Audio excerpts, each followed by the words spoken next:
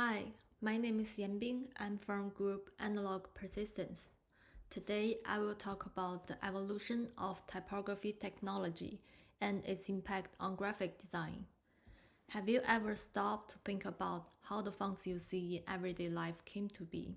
From the letters on the street sign to the typeface on your computer screen, typography technology has had a profound impact on our daily lives. Typography has been an essential aspect of human communications since the emergence of the written language. The art and technology of typography has evolved and adapted to meet the needs of societies across the globe, from ancient cave paintings to the digital revolution. In the words of design luminary Robert Brinkhurst, typography is the craft of enduring human language with a durable vision form. Today, we found ourselves at the intersection of analog and digital typography. Both methods offer unique advantage and continue to shape the field of graphic design, highlighting the importance and understanding their historical context. The rich historic typography technology has played a crucial role in shaping the aesthetics and function of design, influencing the way designers approach their craft. By exploring the role of typography technology in the design history, graphic designer can gain a deeper understanding. Before the digital age, typography technology was limited to analog technologies. The earliest typography was founded in handwritten manuscripts.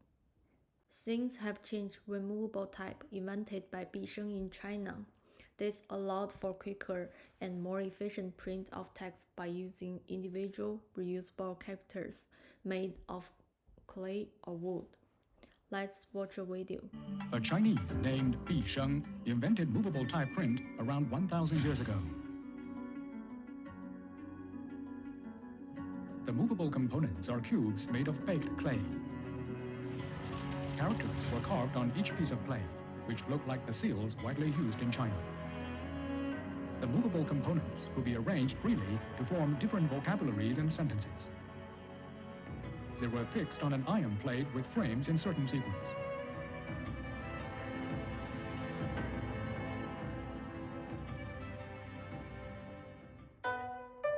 Then ink was painted, and a piece of paper was laid down.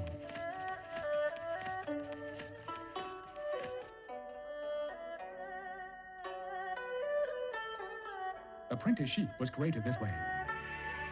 By 1440s, Gutenberg has established the basic of his printing press, including the use of mobile reusable set of type, and within 10 years, he has constructed a work prototype of press. In 1454, Gutenberg put his press to commercial use, producing thousands of indulgences for church. His printing press revolutionized the world of typography by making it possible to mass-produce book and written materials, leading to increasing the literacy and spread of knowledge.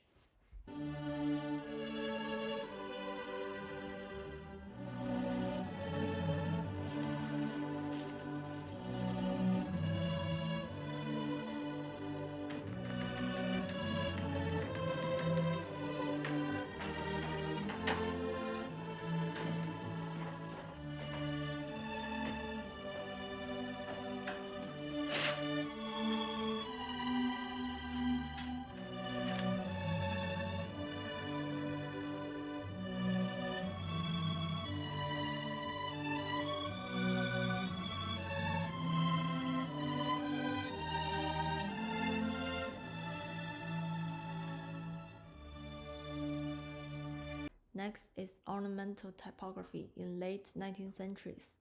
As the industrialized took hold, designers began to experiment with decorative and ornate typeface, influenced by the art and craft movement and the desires to make printed material more visual appealing. Next is the modernist typography in early 20th century.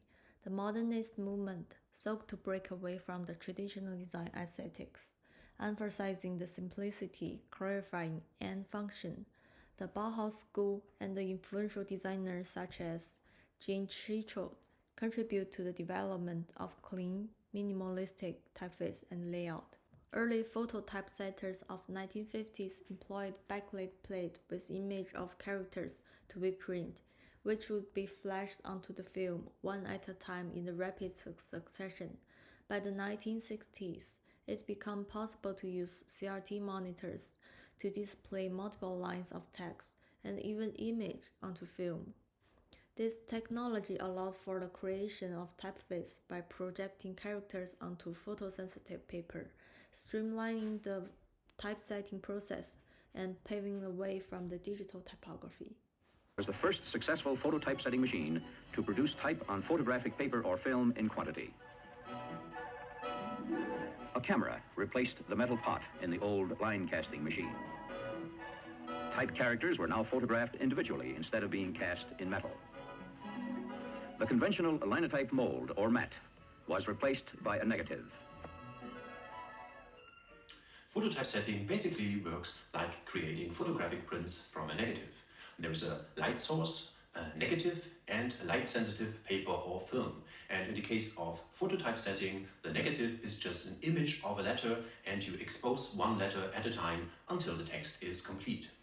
Phototypesetting fonts could have very different shapes and sizes, like a long plastic strip or a small plate with the letters in a table layout, but machines like the Diatype used discs because they could easily be shifted and rotated inside a phototypesetting machine to reach a certain letter.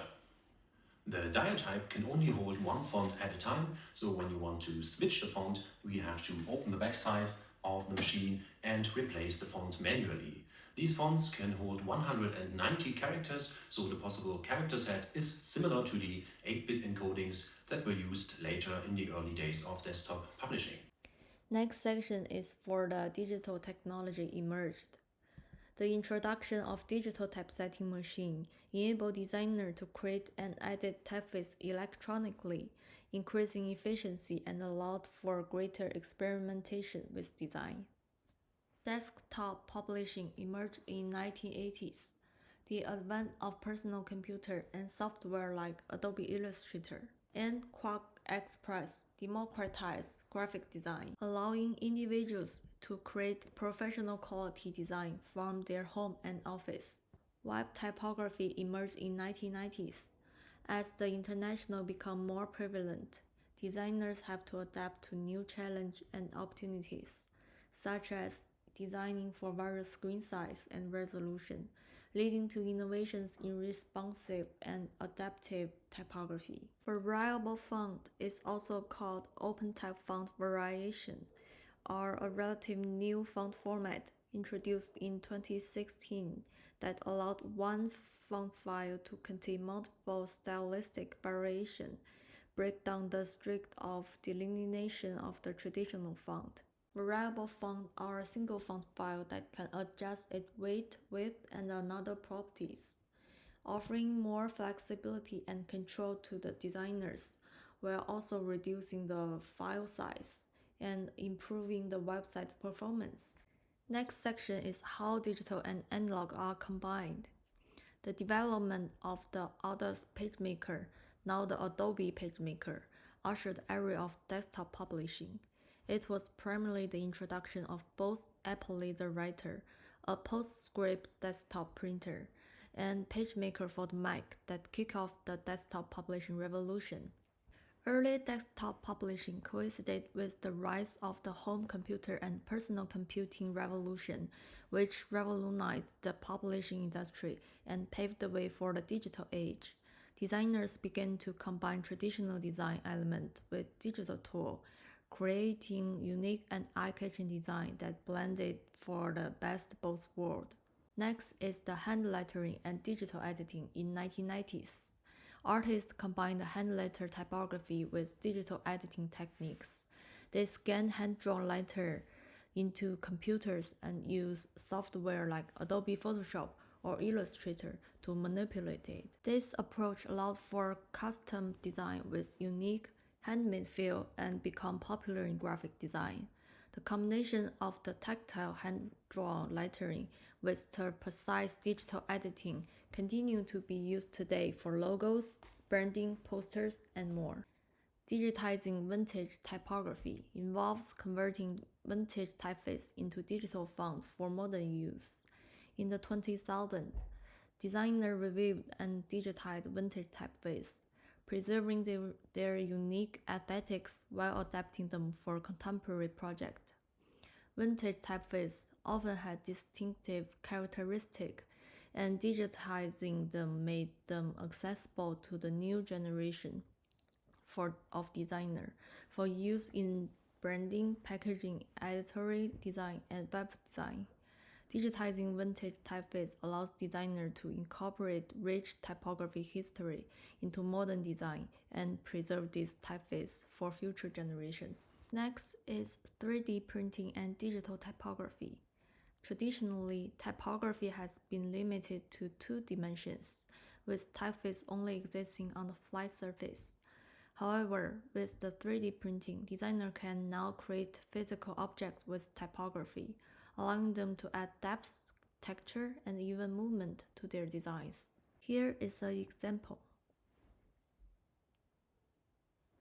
In present-day design, handcraft typography is combined with digital enhancement.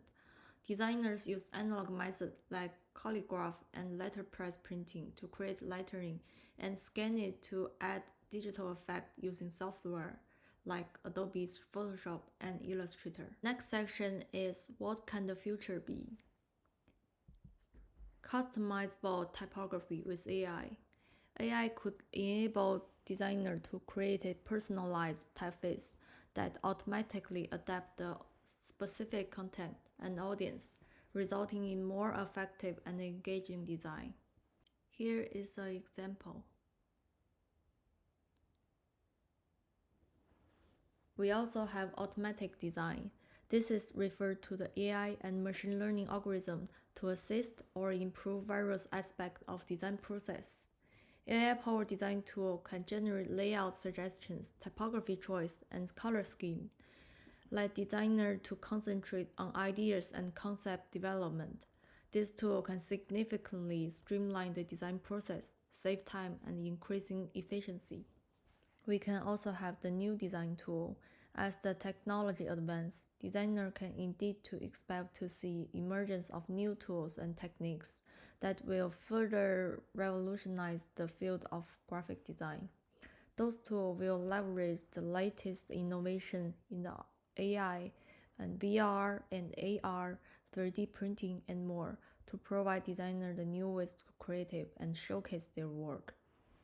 Tools like Google's Tilt Brush and Adobe Project Arrow allow designers creative, immersive 3D work in virtual environment, open up a new possibilities for design, exploration, and presentation.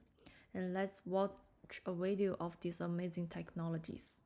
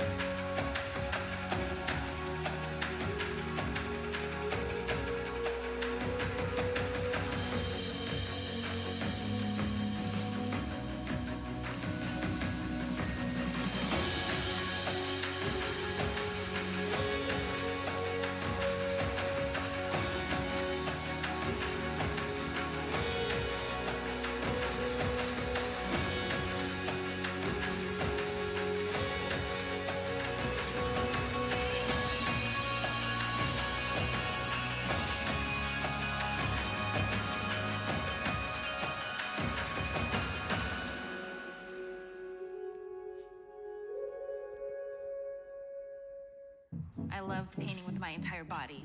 That's why I love making murals. I just really like the idea of art expanding into three-dimensional space. AR makes that possible for me to create motion on a two-dimensional plane. It's really cool that I can export my Photoshop files into Aero and manipulate those layers in 3D space. I can walk through them, I can see the distance between those layers. It becomes a very real, almost tangible experience. Augmented reality is meant to be shared, and Adobe Aero makes it really easy to share it with my friends and family. When you're using AR, you're seeing a wall, and it's not just a wall anymore. You're basically creating an infinite canvas. It's work that's constantly evolving. I could see myself creating artwork with the idea of AR in mind now. Before, it would just be, what will this look like as a finished piece on a wall? But now I could see myself brainstorming and thinking, what would this look like in motion? What could I do later in the future that will make artwork move in a certain way? So you can enjoy the art out in the larger world and create an entire experience around it. Next section is about the concerns regarding the influence of AI on typography and graphic design. As AI-driven design tools become more prevalent, there is a risk that they could lead to a homogenization of design style, potentially stifling creativity and innovation. Also, the use of AI in design raises ethical questions about data privacy, job displacement, and the potential for AI-generated content to spread misinformation or harmful bias. Also, designers must find ways to leverage AI tools while maintaining their unique creativity, perspective, and skill sets. And as AI-generated design becomes more prevalent, there is also a concern about how intellectual property rights will be protected, particularly in cases where AI-generated design are used without permission or credit given to an original designer. Next, I want to talk about while the world has become increasingly digital in recent years, analog technology remains important for several reasons. Analog methods such as sketching and painting offers designers a freedom to experiment and explore creative ideas without the constraints of the digital tools. Analog methods can create unique texture, effects, and imperfection that cannot be replicated by digital tools. For example, using the letterpress printing can create the tactile and visual texture that digital print cannot. Next is the tangibility. Tangible mockup and prototype can help designers better understand the physical aspect of the project, such as the weight and the texture of the product or the layout of the printed piece. And the human connection is also important. Physical pieces, such as the printing book or promotional material, can create a strong connection between the audience and the designers. Written a letter by hand and sent by a physical card shows a level of care and thoughtful that an email or text message cannot match. Next point is distraction-free. Using the analog tools such as pen and paper can offer a distraction-free environment, free from the notification and the connectivity of the digital device. This can allow for more immersive and focused design process. Safety is a big issue. Analog method in graphic design can offer safety benefits, particularly in critical safety systems, by being more reliable and less susceptible to digital failures. Here's my conclusion. The evolution of typography technology has significantly shaped the field of graphic design. Understanding this history and embracing both analog and digital techniques is crucial to creating impactful and effective designs. A quote by Pierre S. Bach said, "If you want to understand today, you have to search yesterday." Let's combine the strengths of analog and digital approach to elevate our design and ensure adaptability is ever-evolving world of graphic design. To achieve this, let's continue refine our skills in both areas, keep curiosity and remain open-minded. As we incorporate AI advancement into our work, let's do not compromise our creativity and unique perspective. Addressing the ethical implications and potential pitfalls of AI technology is crucial for our role as a designer. Lastly, let's do not forget the significance of human touch in the design. which can result in meaningful and impactful design. As a designer, we have a unique opportunity to shape the future of the industry. Thank you.